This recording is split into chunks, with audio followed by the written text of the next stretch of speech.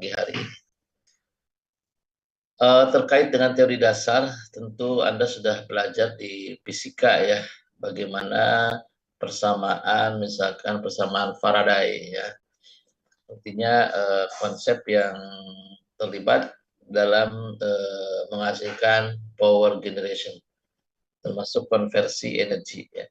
Kemudian mekanisme kerjanya ada beberapa power generation ya, baik tenaga uap, tenaga gas, tenaga air, kemudian juga surya, nuklir.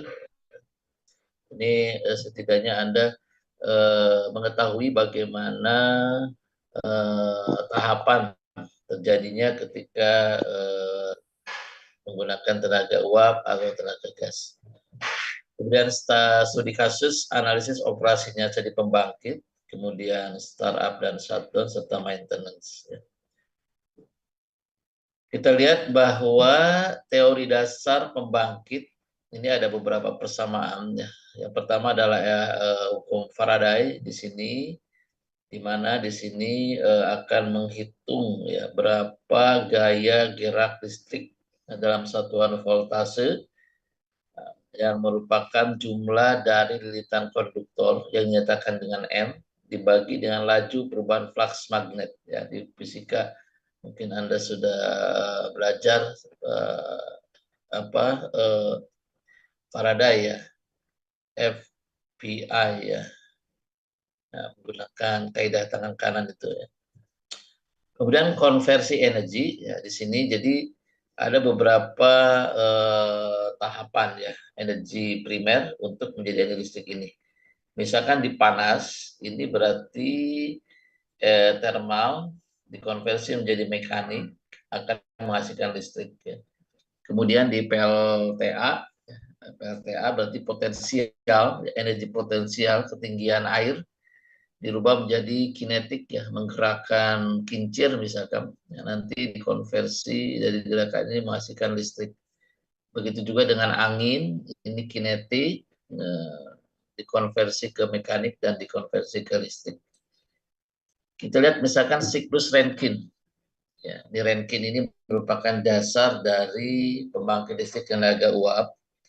Di sini ada pompa akan mengalirkan BFW ya, boiler feed water dengan tekanan tinggi, ya, di mana misalkan dari BFW masuk ke boiler ini tekanannya sekitar karena boiler mungkin sekitar 10 bar ya, 10 bar masuk. Di sini nanti air, di sini ya, di sini ilmu teknik kimia, air dikonversi menjadi uap panas ya. Di termodinamika kita sudah belajar ya, terkait dengan berapa suhu untuk menghasilkan uap panas, misalkan pada tekanan 10, ya, berapa temperatur yang diperlukan. Nah, ini di sini kita ada belajar ya. Kemudian dari uap dipakai untuk menggerakkan turbin. Nah, di sini berarti dari uap terjadi konversi ke kerja mekanik. Nah, nanti dari kerja ke mekanik, nah ini ada generator ya, bagaimana bisa menghasilkan listrik. Kemudian nanti ada uap airnya itu akan dikondensasi sehingga bisa direcycle kembali untuk menjadi BFW. Ya, tentu bahwa air yang direcycle ini harus dicek lagi ya, kadarnya, apakah itu turbidity, mineralnya, kemudian conductivity-nya ya harus dicek sehingga tidak menimbulkan falling, scaling, corrosion di dalam boiler ya. Jadi ini rangkaian siklus untuk PLTU ya, PLTU. Nah, di sini banyak ya peran teknik kimia ada ya di boiler, bagaimana mengolah boiler feed water ya, sehingga tidak menimbulkan scaling, corrosion maupun falling di dalam boiler. Oke, kemudian bagaimana jenis mekanisme kerjanya? Ya, kerjanya. Jadi prinsip kerjanya ya sebenarnya di sini bahan bakar, apakah itu batu bara, gas dan minyak, akan dibakar di boiler untuk menghasilkan uap tekanan tinggi. Uap akan memutar turbin yang terhubung dengan generator untuk menghasilkan listrik. Jadi ini prinsip dasar ya, prinsip dasar. Jadi bagaimana ya, energi yang dihasilkan oleh bahan bakar ini untuk menghasilkan uap bertekanan tinggi. Kita lihat di boiler. Thermalnya biasanya sekitar 500 sampai 600 misalkan ya, dengan tekanan 150 sampai 300 bar. Sangat tinggi sekali ini ya. Kemudian bahan bakar misalkan batu bara. Nah, jadi batu bara ini nanti ya akan konversi menjadi energi panas ya, untuk menghasilkan uap yang bertekanan tinggi. Begitu pula dengan turbin di sini ya, turbin high pressure, low pressure dan intermediate pressure turbin dengan RPM cukup tinggi yaitu 3000 RPM ya. Uap ini efisiensinya 85 sampai 92% ya. Kemudian outputnya berupa listrik dengan 50 sampai 1000 megawatt dengan tegangan sekitar 11 sampai 22 kVA dengan frekuensi 50 Hz dan air. Nah, uap yang di-recycle menjadi cair ini tekanannya vakum, media pendinginnya adalah airnya. Termasuk sebenarnya uap ini ya selain dicairkan mungkin juga ada beberapa industri yang uapnya dipakai untuk menghasilkan kembali mini power generation ya. Bisa. Oke. Nah, sekarang kita lihat pembangkit hidro dan gas ya atau PLTA ya, PLTA listrik tenaga air ini. Prinsipnya tadi dari energi potensial MGH ya, rho MGH MGH ya, di situ ada H ketinggian. Ketinggian energi potensialnya nanti akan digunakan untuk energi kinetik, kemudian mekanik gerak dari turbin dan dikonversi menjadi listrik ya.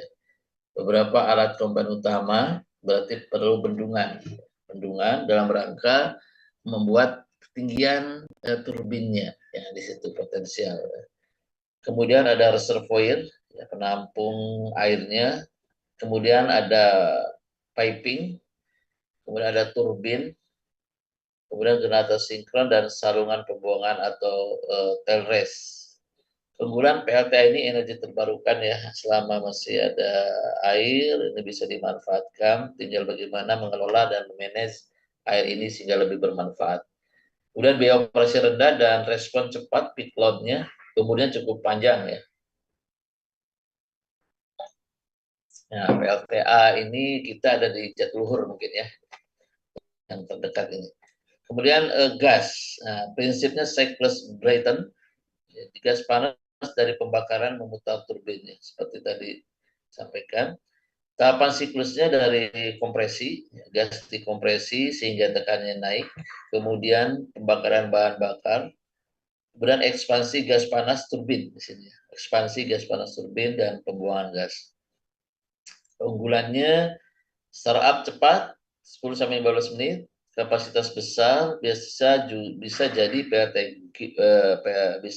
PLTGU juga ya, gas uap berarti ya, combined cycle. Efisiensinya cukup tinggi 55 sampai 60%. Nah, ini perbandingan antara PLTA mikro hidro dengan gas. Oke, kemudian beberapa sumber lainnya ya, energi terbarukan. Di sini ada surya, ada panas bumi dan nuklir. Oke, untuk surya panelnya dari panel volt ke DC inverter baru menghasilkan arus AC ya. Efisiensi panel mungkin teoritis sekitar 18 sampai 23% dengan kapasitas 1 kilowatt sampai 500 megawatt. Nah, ini sangat friendly dan ramah lingkungan ya, tidak ada emisi CO2. Nah, outputnya sangat tergantung pada iradiasi matahari. Dan panas bumi ya.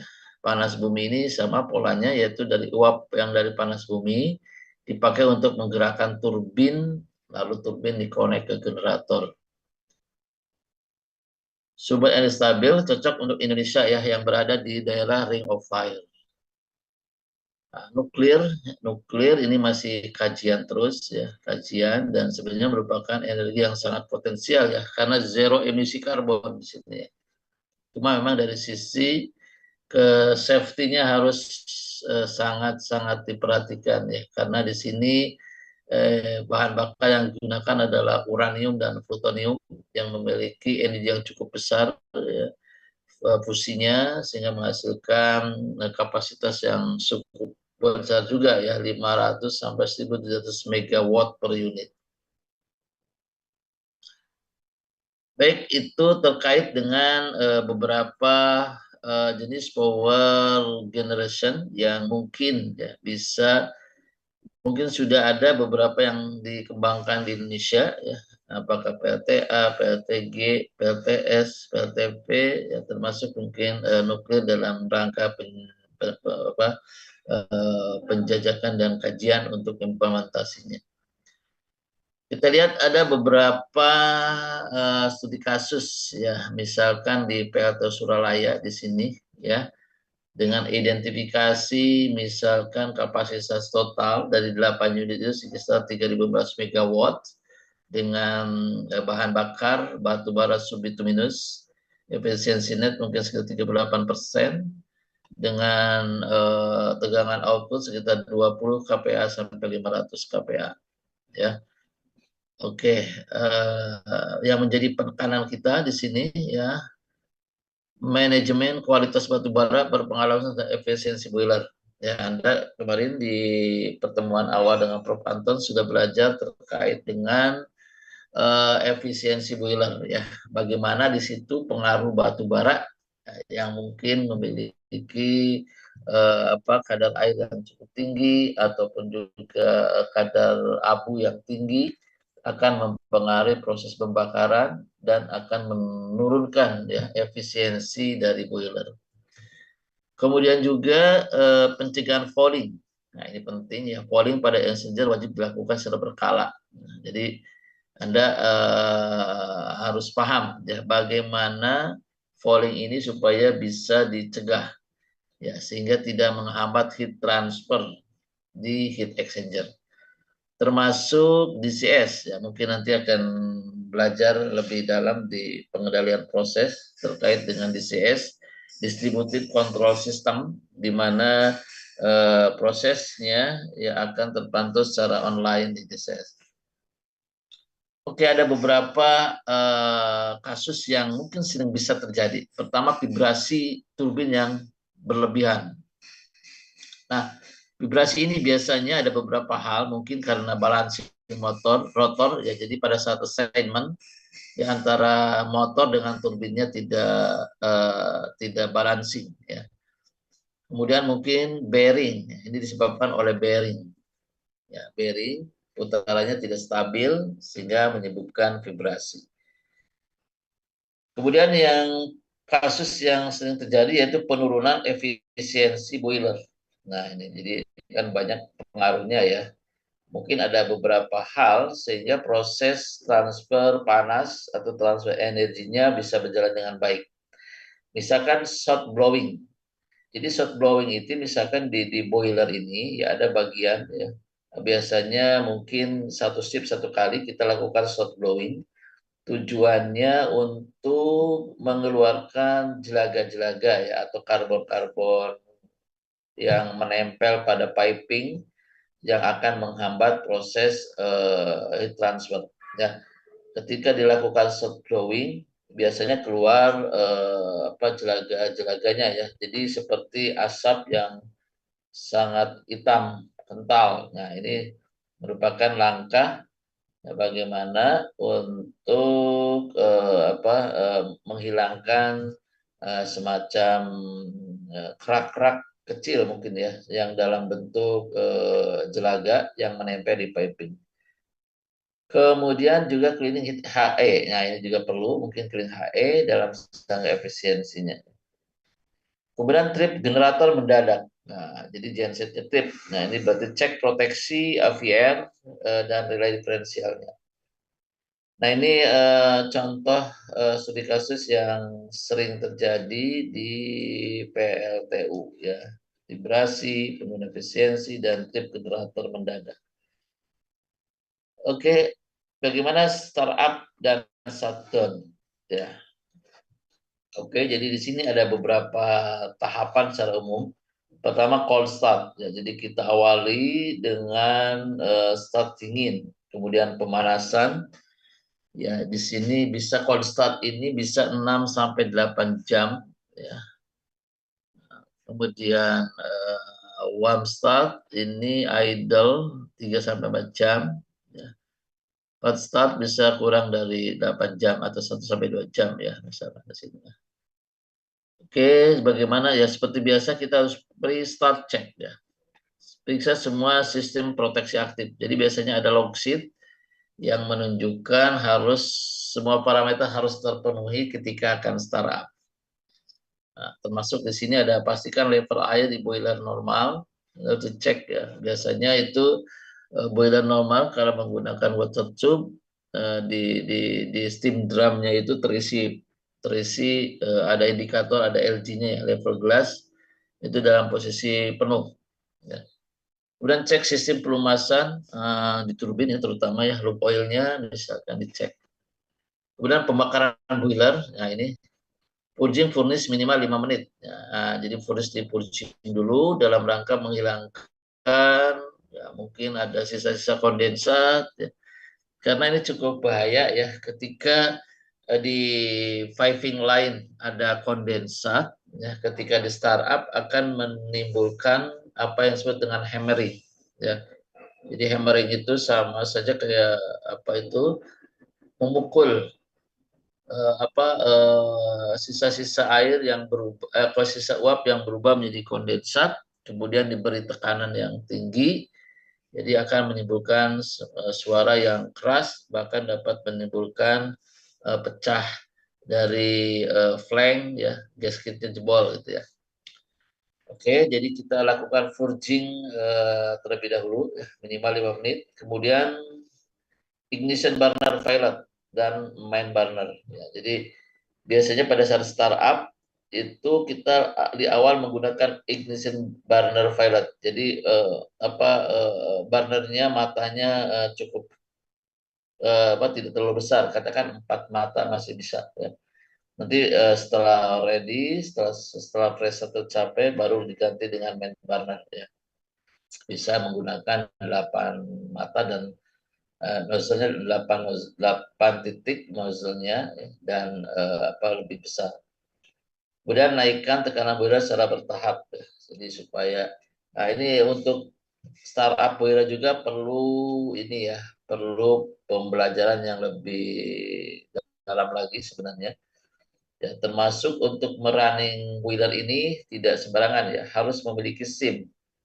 SIM. Ya. Jadi harus yang dikeluarkan oleh Dinas Kementerian Tenaga Kerja. Ya.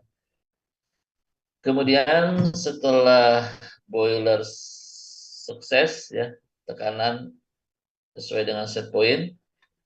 Kemudian steam temperatur 390 untuk rolling turbine. Kemudian naikkan RPM, sinkronisasi dan sinkronisasi generator ke grid. Jadi perlu tahapan sinkronisasi terlebih dahulu. Kemudian baru loading. Ini naikkan beban 5 sampai 10. Kemudian beban penuh sesuai dengan spec order. Nah, ini beberapa tahapan terkait dengan startup proses PLTU ya. Ya, ada yang tanyakan dulu? Silakan. Kalau ditanyakan, lanjut. Lanjut ya. Kemudian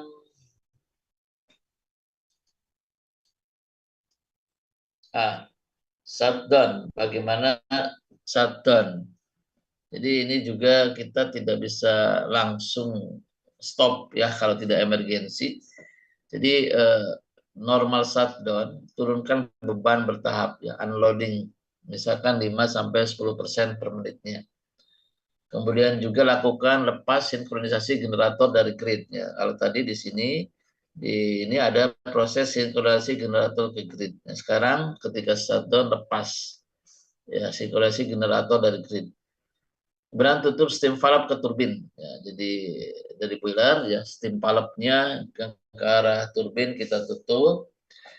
Kemudian matikan burner boiler secara bertahap, ini juga mematikan boiler ini perlu bertahap juga, tidak boleh langsung harus langsung stop.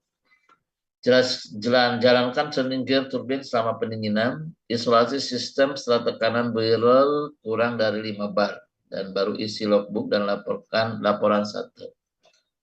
Emergensi bisa dilakukan ya ketika apa? Emergency shutdown bisa misalkan vibrasi turbin lebih besar dari 125 mikro. Nah, ini trip turbin otomatis. Kemudian suhu bearing, ya motornya misalkan lebih besar 120, ini juga matikan oil bypass. Atau tekanan boiler lebih besar dari 120% dari MCR, misalkan. Jadi takut terjadi pecah ya steam drumnya, sehingga di sini biasanya safety valve buka otomatis. Namun jika tidak bisa tidak cukup dengan safety valve, mungkin bisa dibantu dengan silencer. Baik, kemudian kebakaran, aktifkan fire supervision dan bisa juga kegagalan sistem proteksi, maka manual clip dari UCB. Nah, ini beberapa tahapan ketika shutdown. Oke. Kemudian terkait dengan maintenance ya di sini. Terkait dengan maintenance, di sini ada preventif. Ini yang penjadwalan perawatan terjadwal. Ya, terjadwal. Jadi preventive maintenance ini inspeksi rutin, baik harian, mingguan. Contohnya penggantian filter dan pelumas, kemudian kalibrasi instrumen dan sensor, pembersihan heat exchanger. Ya, ini bisa harian, mingguan, bulanan. Ya, preventif. Jadi perawatan yang terjadwal. Ya. Preven, pencegahan berarti. Jadi harus terjadwal. Kemudian prediktif, yaitu pemantauan kondisi real time untuk prediksi kerusakan. Ya, contohnya misalkan ada log sheet, analisis vibrasi, ya vibrasi analisis. Kemudian termograf infrared, analisis oli, pelumas, dan pemantauan DCS dan SCADA ini secara digital kalau ini ya. Nah, pemantauan ini frekuensinya kontinu dan sesuai dengan kebutuhan. Nah, jadi Anda bisa membedakan ya mana yang preventif, ini sifatnya adalah pencegahan, berarti perawatan yang terjadwal. Ya, kalau sudah waktunya dicek ya dicek, ya. Jangan dilewatkan. Nah, kemudian prediktif, ini juga real time, ya, secara real time. Kemudian korektif, jadi perbaikan setelah terjadi kerusakan. Ya, korektif ketika pompa trip misalkan, nah baru dilakukan preventif. Ya.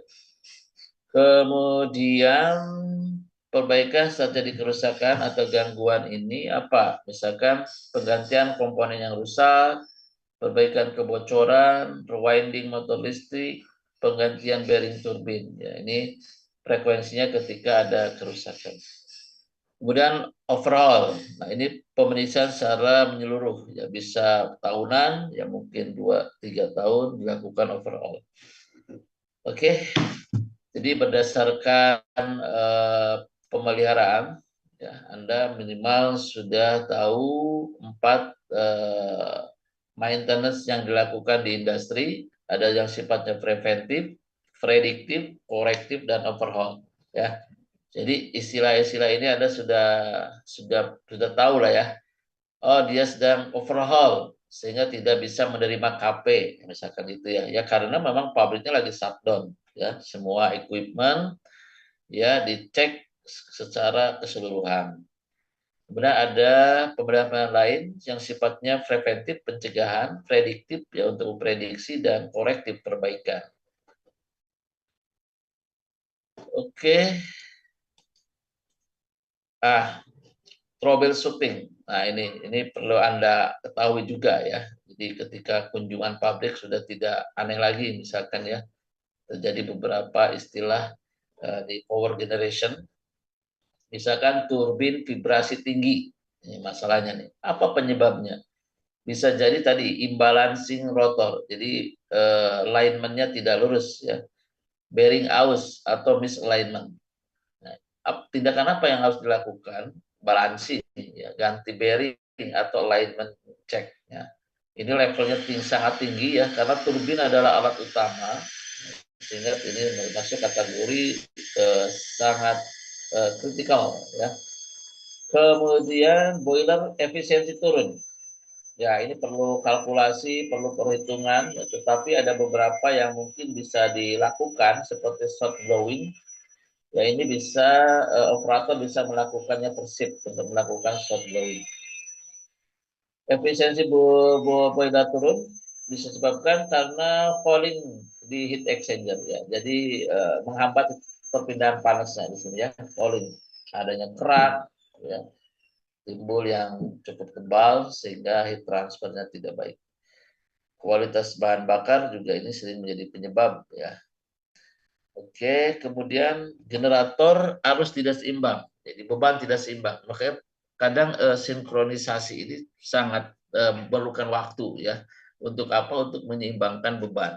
Ya, supaya berarti cek distribusi beban dan tes insulasi winding. Kemudian kondensor vakumnya rendah. Nah, terjadi karena kebocoran udara mungkin ya, atau fouling di tube ya, atau juga cooling water yang rendah. Actionnya, tindakannya adalah segera lakukan air leak test, dicek kebocorannya. Kemudian periksa pompa atau CIP di cleaning. Kemudian problem yang lain misalkan kapitasi. Nah, Anda harus pahami ini kapitasi ini apa ya. Sudah dipelajari kapitasi apa? Nah, di Mandika Purida, ya Anda sudah belajar. Ya, bisa disebabkan oleh NPSH tidak cukup. Apa tuh NPSH itu? Ada yang tahu NPSH ini apa? Ya.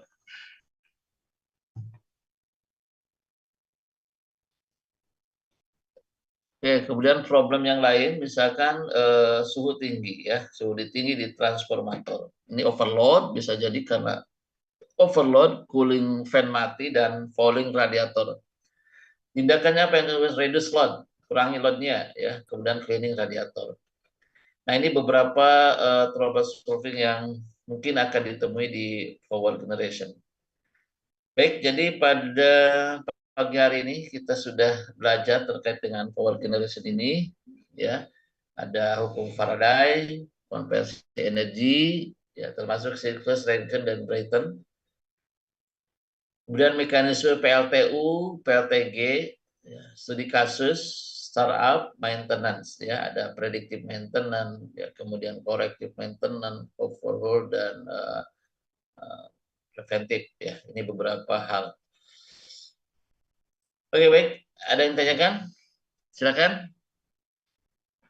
Atau kalau tidak ada, ya supaya berpikir semua kita coba ini aja ya, latihan tugas ya, tugas supaya untuk menggali pemahaman saudara. Nah, kita berikan tugas. Saya kirim ke melalui ini ya, chatroom aja ya. Chatroom.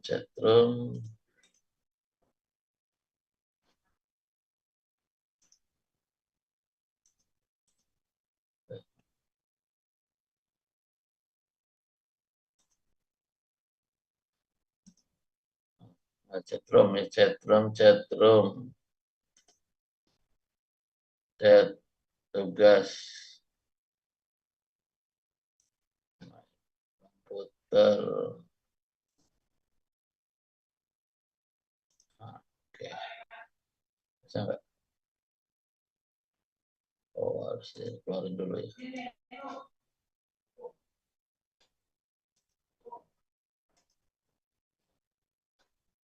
Oke, bisa nggak?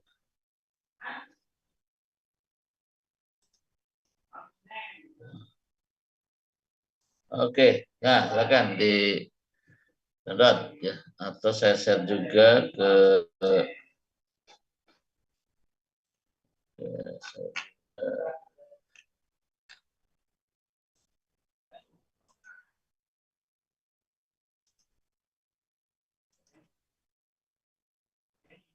nah, ya coba 15 menit ya dikerjakan.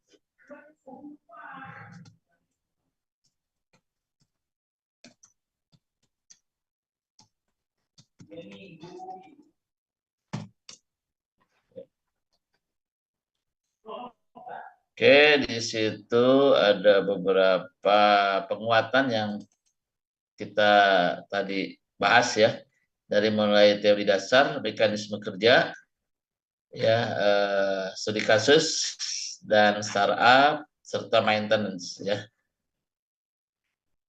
Oke, ya dikerjakan. Oke, biar menyimak semuanya ya.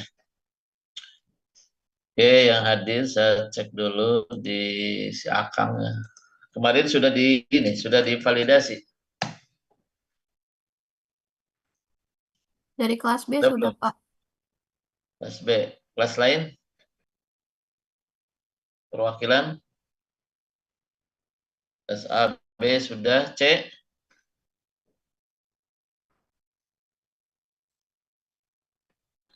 C kelas A ya, oke. Kelas A rekap perjalanan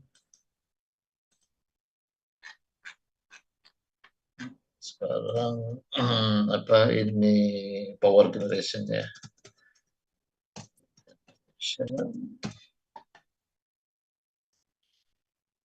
Power generation.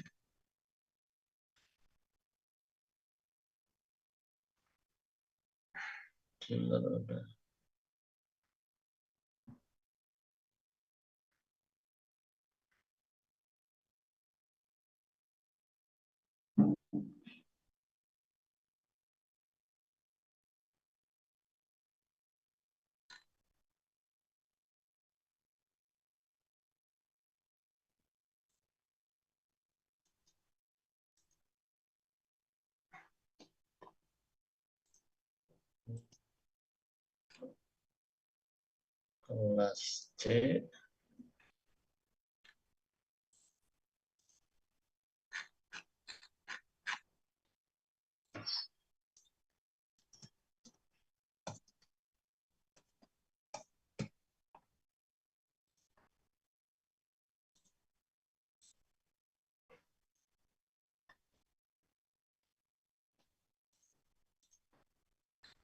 C.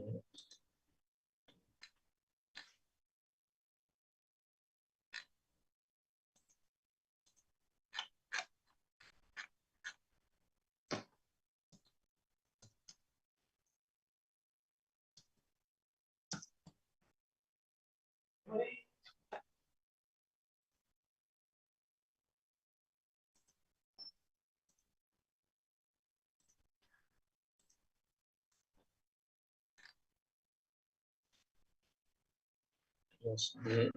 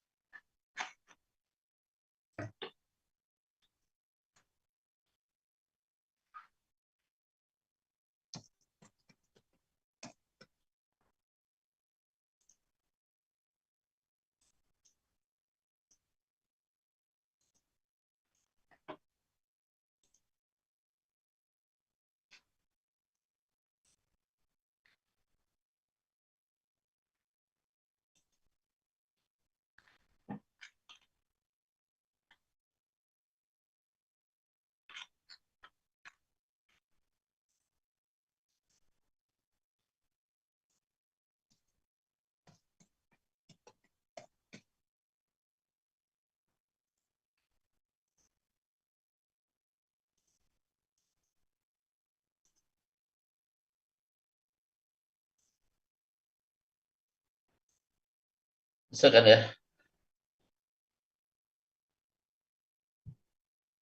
Iya, Pak. Oke, nanti diskusi kayak kita tunggu 10 menitan lagi ya.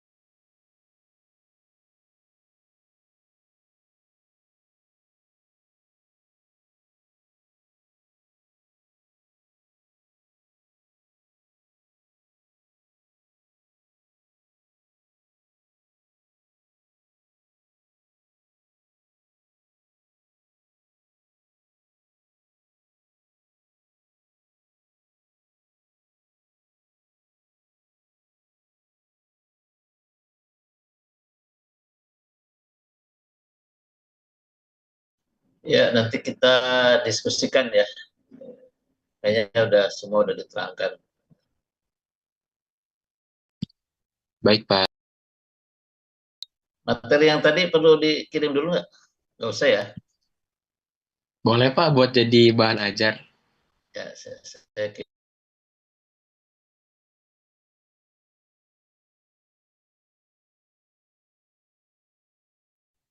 Kalau sama PPT kemarin boleh nggak, Pak?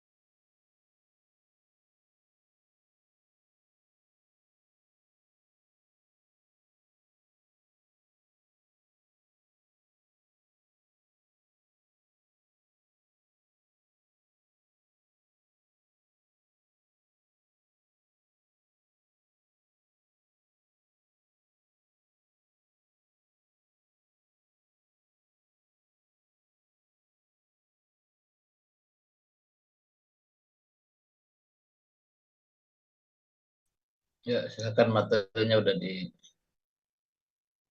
dikirim ya. Terima kasih, Pak. Ya.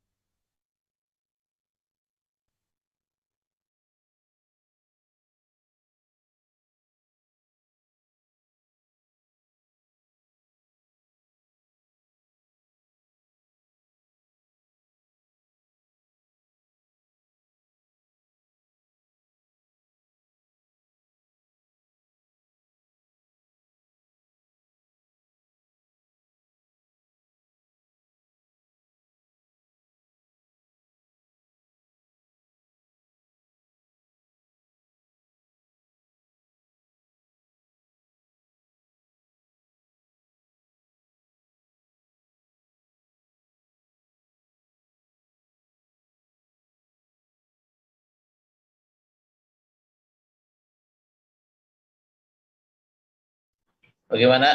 Sudah selesaikah? Iya, Pak. Iya, Pak. Ah, Iya. oke, kita mulai diskusikan ya. Coba saya mulai dari kelas A Baik. dulu nih. Perwakilan kelas A. Eh, Payaz, ada Payaz. Payaz, hadir nggak? Mana Payaz? Fayaz. Ada tuh, Fayaz Aktar.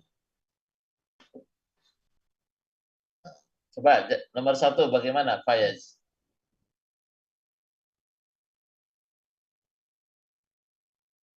Mana ada nggak Fayaznya? Atau ininya aja nih. Coba cek deh. Fayaz, Fayaz. Share.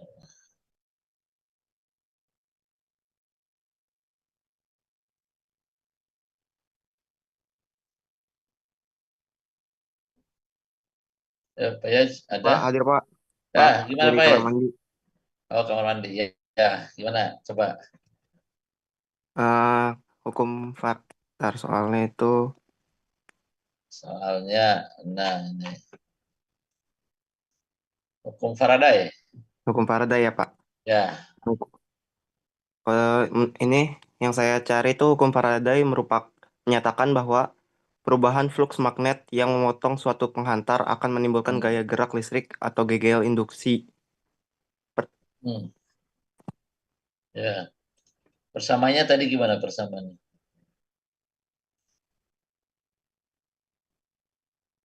Bentar Pak.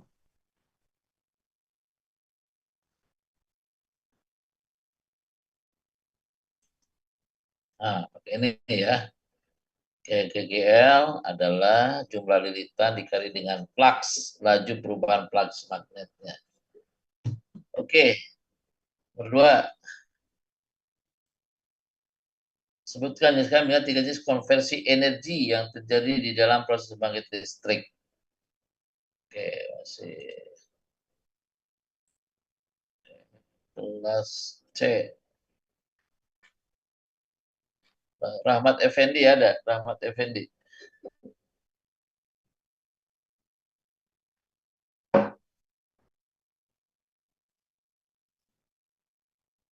Ada Rahmat Effendi.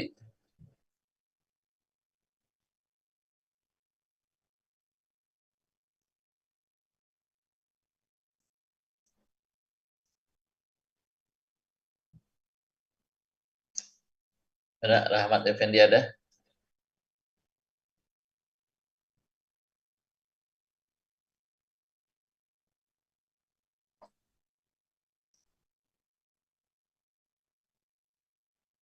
Nah, ada nih Rahmat Effendi.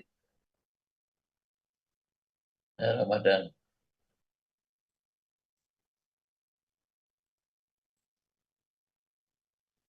Ayo, gimana? Rahmat Effendi, Nurul Anissa ganti. Nurul Anissa.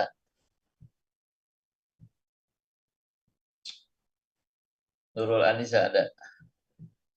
Iya, Prof. Nah, coba gimana Nurul? Konversi energi.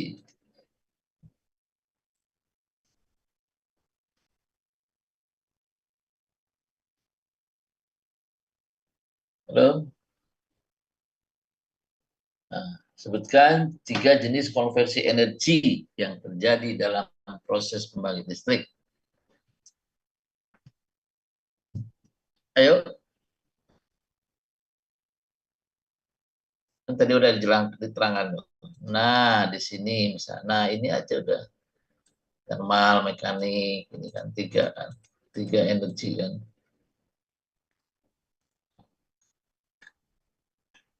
Ya, atau ada yang lain? Coba yang lain, silakan. Volunteer, volunteer.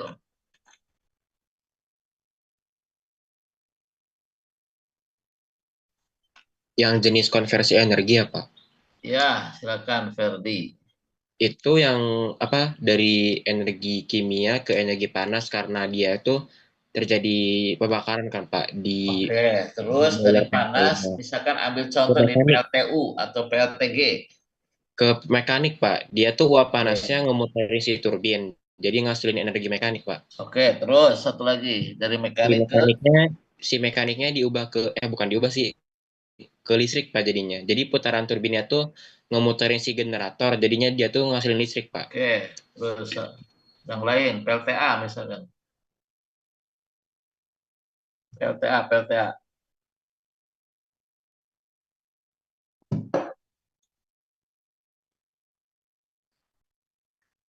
PLTA misalkan ada nggak nih? Muhammad Miko, mana Miko? Miko Rofid Faitar. Ada Miko?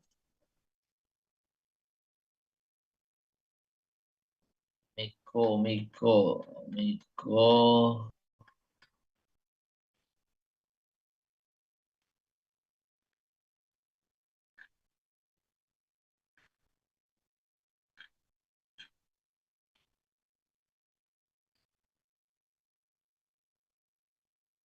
Zaki, mana? Zaki. Zak selain PLTU, PLTA misalkan kan. Mana Zaki ini? Kameranya mana ada ini?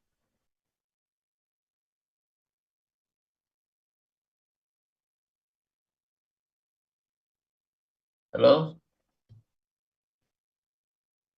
Mana?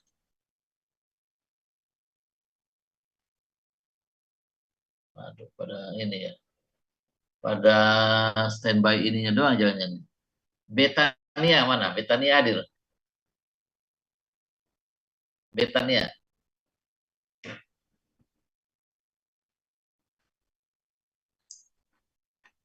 Betania, waduh, nih pada nggak ada orangnya kali ya. Oke, ya udah gini aja. Dikumpulkan ya. Dikumpulkan soal ini dijawab yang baik dan benar. Perorangan aja ya. Nanti saya kasih linknya. Linknya saya kasih. Nanti berapa? Mau berapa lama kerjanya? Pak, ini kalau tulis tangan agak lama, Pak. Banyak soalnya. Oh iya, biar biar rajin lah. 20 20 soal. Ya udah, buat dalam apa, Pak? Maunya dalam bentuk apa? Kalau Word sih agak enak. Word. Ya Word ditulis yang rapi dan baik ya. Di Jangan Word ya, Pak. jangan saling contek. Ya di Word. Nanti saya pakai termitin nih. Oke, Pak. Kapan, Pen? Berapa lama? Berapa lama ya? PJ-nya boleh bantu gak? Iya, PJ. Mana PJ nih? Siapa ini PJ? Seminggu atau 2 minggu? Boleh Pak untuk waktu seminggu? Putri seminggu, Put. Iya Bapak. Oh, yang lain gimana? Sepakat seminggu? Sepakat Sepakat Bapak. Pak, sepakat Pak. Oke, sepakat. Nanti saya kasih linknya ya. Nanti ya, berarti hari Sabtu depan ya. Iya, Pak. Sabtu depan. Oke, Sabtu depan. Nanti saya ini absen sebagai absen juga untuk pertemuan hari Sabtu depan ya. Untuk hari Senin atau minggu depan itu sudah mulai Prof Eka ya. Silakan dikoordinasikan. Sudah Prof Baik Pak. Eka.